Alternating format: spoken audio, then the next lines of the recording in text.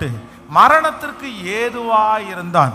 அப்பொழுது ஆமோத்தின் குமாரனாகிய ஏசாயா என்னும் தீர்க்கதரிசி அவனிடத்தில் வந்து அவனை நோக்கி, நீர் உம்முடைய வீட்டு காரியத்தை ஒழுங்குபடுத்தும், நீர் பிழைக்க மாட்டீர், மரித்து போவீர் என்று கர்த்தர் சொல்லுகிறார் என்றான். அப்பொழுது எசேக்கியா தன் முகத்தை சுவர்புறமாய் திருப்பி கொண்டு கர்த்தரை நோக்கி, கர்த்தராகிய ஆண்டவரே, நான் உமக்கு முன்பாக உண்மையும் மன உத்தமமுமாய் நடந்து உமது பார்வைக்கு நலமானதை செய்தேன் என்பதை நினைத்தருளும் என்று விண்ணப்பம் பண்ணினான். எசேக்கியா மிகவும் அழுதான்.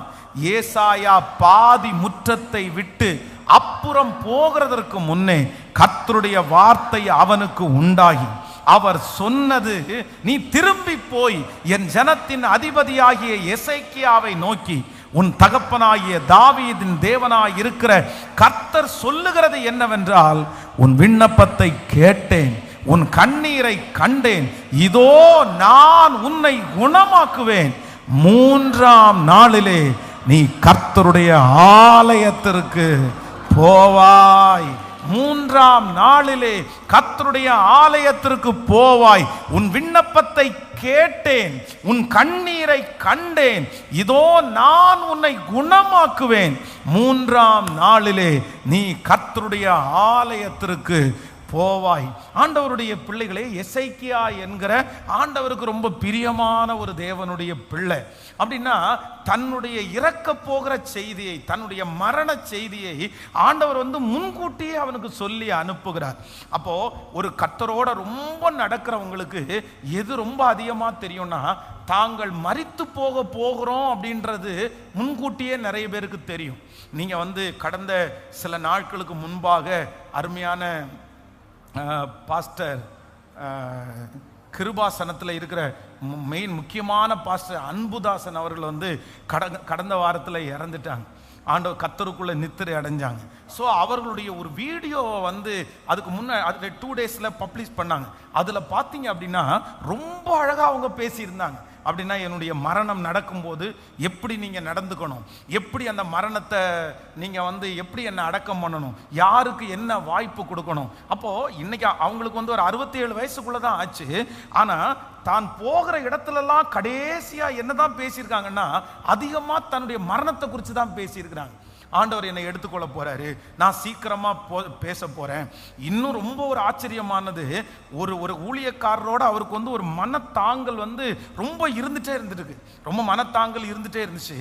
கடைசியா பிரசங்கம் பண்றது எங்க அப்படின்னா, எந்த இடத்துல அவர் மனத்தாங்கலா இருந்தாரோ அந்த பர்சனோட போய் பேசி சமாதானமாகி அவங்க ஒன்னாகி அந்த பலிபீடத்தில் பிரசங்கம் பண்ணும்போது அங்க இறந்துட்டாங்க. அவங்க உயிரோடு இருக்கும்போது 2 காரியத்திற்காக ஜெபம் பண்ணியிருக்காங்க. ஒன்று, நான் இறந்தா நான் இரத்த சாட்சியா இறந்துடணும், இல்லை அப்படின்னா நான் பிரசங்கம் பண்ணிட்டு இருக்கும் போதே நான் இறந்து போயிடணும் அப்படின்னு 2 ஜெப குறிப்பை தான் ஜெபம் பண்ணியிருக்காங்க. அவர் பிரசங்கம் பண்ணிட்டு இருக்கவே அப்படியே கடைசி அவர் எல்லாருக்கும் நன்றி, எல்லாருக்கும் நன்றி அப்படின்னு சொல்லிட்டு அப்படியே சாஞ்சவர் தான் அப்படியே இறந்துட்டாங்க அடுத்த நிமிஷம். அப்போ ஆண்டவர் ஆண்டவரோட நம்ம ரொம்ப நடந்தோம்னு வச்சுக்கோங்களேன், ஆண்டவரோட நீங்க ரொம்ப பழகுனீங்கன்னா கர்த்தர் உங்களுக்கு உங்களை எடுத்துக்கொள்ளப்பட போகிற நாளுக்கு உங்களை ப்ரிப்பரேஷன் பண்றத அப்படியே கர்த்தர் உங்களுக்கு சொல்லி தருவாரு. நீ இன்னும் கொஞ்ச நாள் தான் இருப்ப, நீ எண்ணத்துல வர்றதுக்கு நீ டைம் ஆயிருச்சு.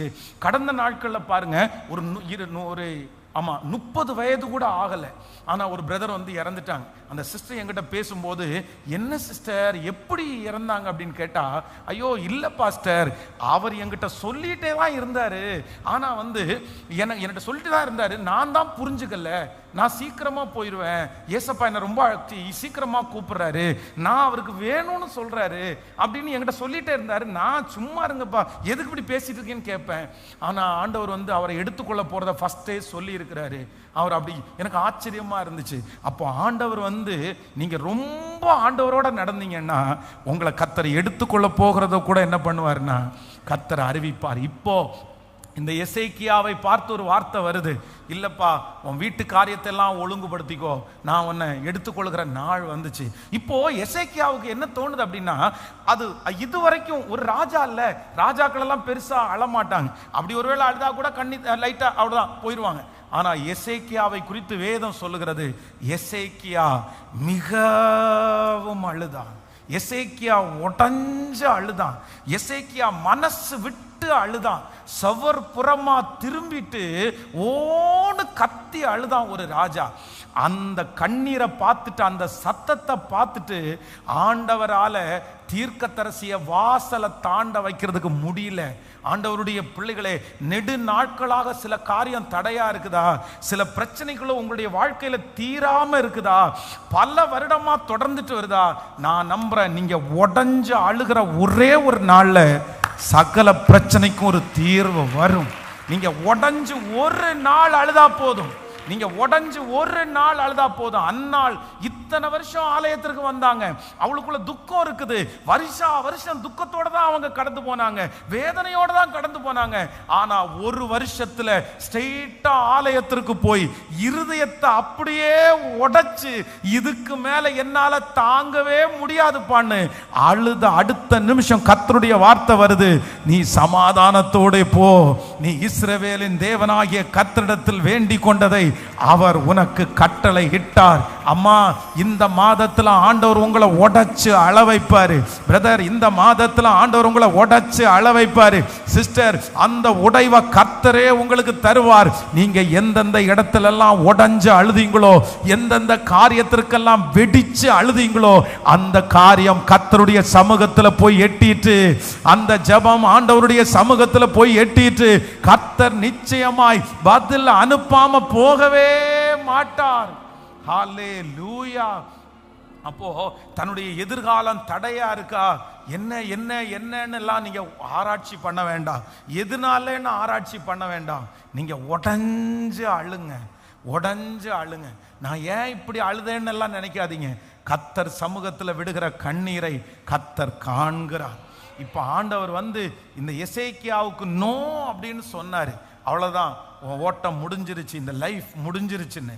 இவருடைய ஜெபத்தை ஆண்டவர் கேட்டு அந்த தீர்க்கதரிசி திரும்ப என்ன சொல்றாரு அப்படின்னு சொன்னா, எப்பா ஆண்டவர் நோ சொல்லல, ஆண்டவர் இப்ப என்ன சொல்றாரு அப்படின்னா, எஸ், உன்னுடைய ஆயுசின் உன் விண்ணப்பத்தை கேட்டேன், உன் கண்ணீரை கண்டேன், இதோ நான் உன்னை குணமாக்குவேன், 3ஆம் நாளிலே நீ தேவனுடைய ஆலயத்திற்கு போவாய். ஹல்லேலூயா. இப்போ ஆண்டவரே நோன்னு சொன்ன ஒரு காரியம் இப்போ என்னவா மாறுது அப்படின்னா, எஸ் அப்படின்னு மாறுது. ஹல்லேலூயா.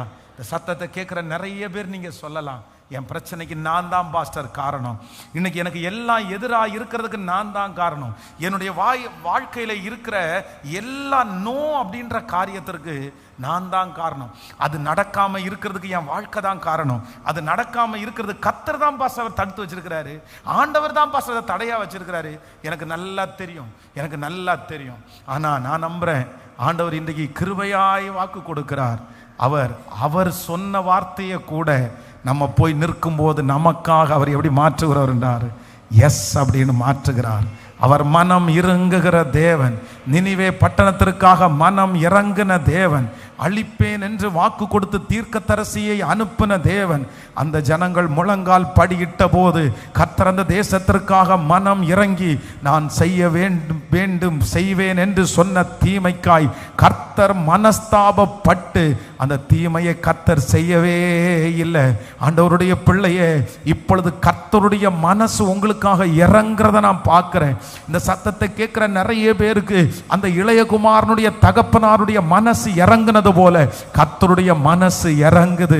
நீங்க நிறைய பேர் ஆண்டவரை பார்த்து அதுதான் கேட்டீங்க, உங்க கோபம் தணிஞ்சிரட்டும் ஆண்டவரே, உங்க கோபம் தணிஞ்சிரட்டும் ஆண்டவரே, என்னாலதான் இத்தனை நடக்குதுப்பா, இது தடையா இருக்கிறதுக்கு காரணம் நான் தான்ப்பா, இது ரிஜெக்ட் ஆனதுக்கு காரணம் நான் தான்ப்பா, அந்த இடத்துல சிக்கி தவிக்கிறதுக்கு காரணம் நான் தான்ப்பா.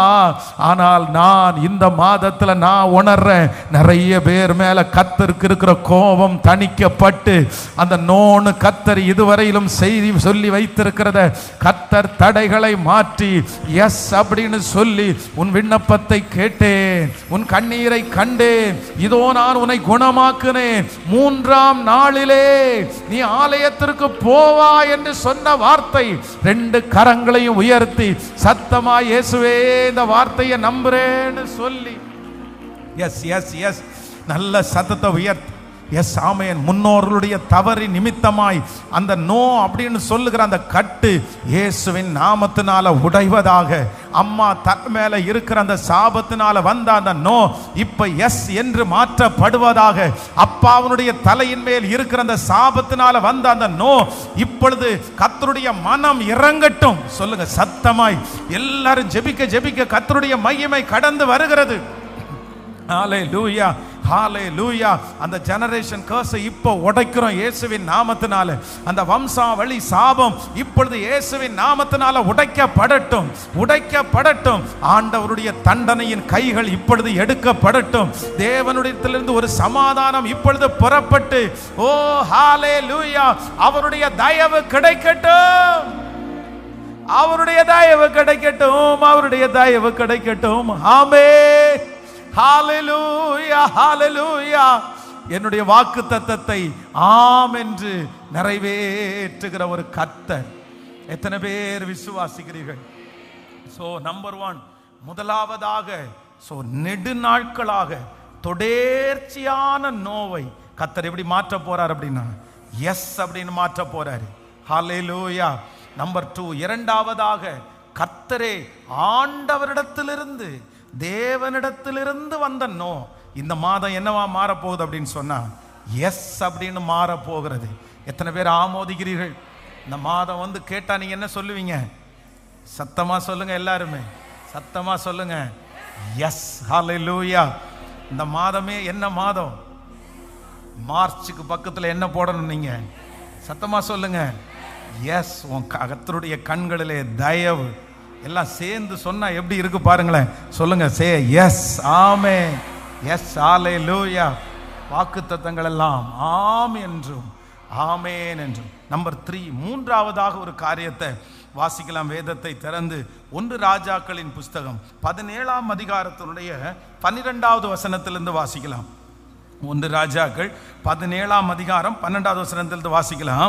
அதற்கு அவள் பானையில் 1 பிடி மாவும் கலயத்தில் கொஞ்சம் எண்ணெயுமே அல்லாமல் என்னிடத்தில் 1 அடையும் இல்லை என்று உம்முடைய தேவனாகிய கர்த்தருடைய ஜீவனை கொண்டு சொல்லுகிறேன்.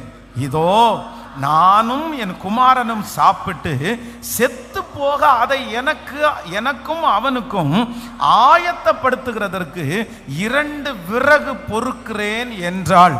அப்பொழுது எலியா அவளை பார்த்து, பயப்படாதே, நீ போய்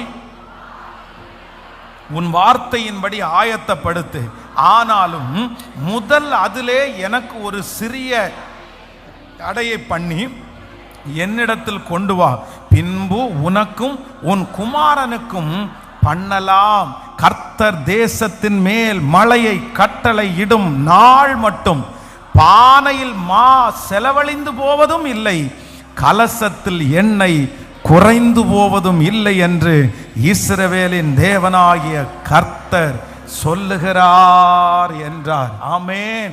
ஆண்டவருடைய பிள்ளைகளே, இந்த சம்பவம் என்ன அப்படின்னா, தேசத்திலே பஞ்சம் ரொம்ப பெருகி நிறைய பேர் சாப்பாடு இல்லாம செத்துட்டே இருக்கிறாங்க. சாப்பாடு இல்லாம நிறைய பேர் மரிச்சுட்டே இருக்கிறாங்க. இப்போ ஒரு வீட்டில் ஒரு வயசான ஒரு அம்மா அப்படின்னா ஒரு விதவையான தாய், அந்த அம்மாவுக்கு ஒரு பிள்ளை இருக்குது, அவ்வளவுதான். இவங்க 2 பேரும் இந்த பஞ்ச காலத்துல நிறைய நாட்கள் இருக்கிற மாவை ஒரு நேரம் சாப்பிட்டு ஒரு நேரம் சாப்பிடாம, வயிறு நிறைய சாப்பிடாம, தங்களுடைய உயிர் வாழ்கிறதற்காக அந்த மாவை எடுத்து சாப்பிட்டு இருக்காங்க. கொஞ்சம் கொஞ்சமா சாப்பிட்டு இப்போ கொஞ்சம் கொஞ்சமா அவங்க சாப்பிட்டாலும் பத்தல, அவங்க வயிற்ற கட்டி வாயை கட்டி சாப்பிட்டாலும் அவங்களுக்கு பத்தல. எவ்வளவு இருந்தாலும் இப்போ அந்த காரியம் என்னத்துக்கு வந்துச்சுன்னா கடைசி வந்துருச்சு. இப்போ தீர்க்கதரிசி வந்து கேட்கிறாரு, இவங்க விறகு பொறுக்கிறதுக்கு பட்டணத்தினுடைய அந்த கடைசி வரைக்கும் போயிட்டாங்க.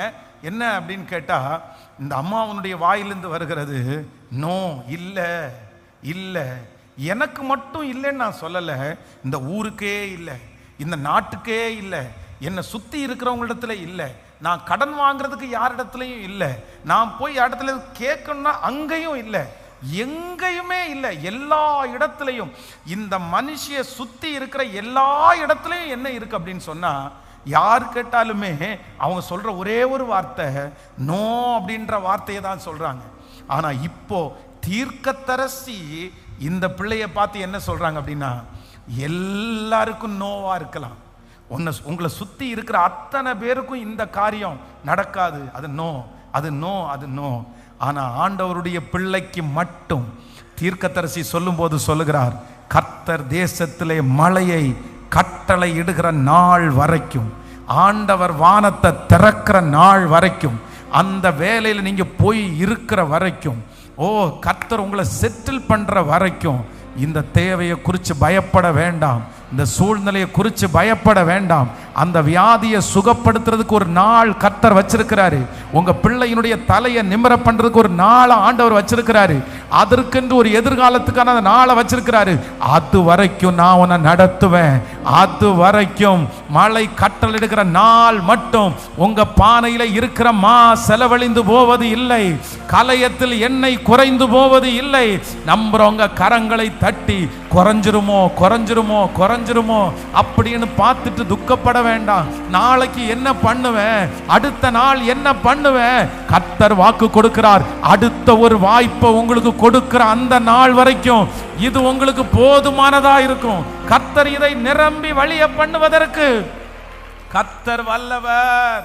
ஹalleluya. கைகளை அசைத்து ஒரு ஹalleluya, சத்தமாய் ஒரு ஹாலே, முழு பலத்தோடு ஒரு ஹalleluya. என்னுடைய தேவைக்காக, என்னுடைய எதிர்காலத்திற்காக நாம் பயப்பட வேண்டியதே இல்லை. உங்க சத்தத்தை கேட்கிறவங்க நீங்க நிறைய பேர் நாளைய குறித்து ரொம்ப பயப்படலாம், அடுத்த வருஷத்தை குறித்து ரொம்ப பயப்படலாம். இந்த மாதிரி ஒரு பிரச்சனை வந்தா நான் என்ன பண்ணுவேன், இந்த மாதிரி ஒரு சூழ்நிலைக்கு என்ன பண்ணுவேன், என் பிள்ளைக்கு இன்னும் வயசாயிட்டு இருக்குதே நான் என்ன பண்ணுவேன். இல்லை இல்லை, இந்த இடத்துல தீர்க்கதரிசி வார்த்தையை கொடுக்கும்போது ரொம்ப அழகா சொல்றாரு.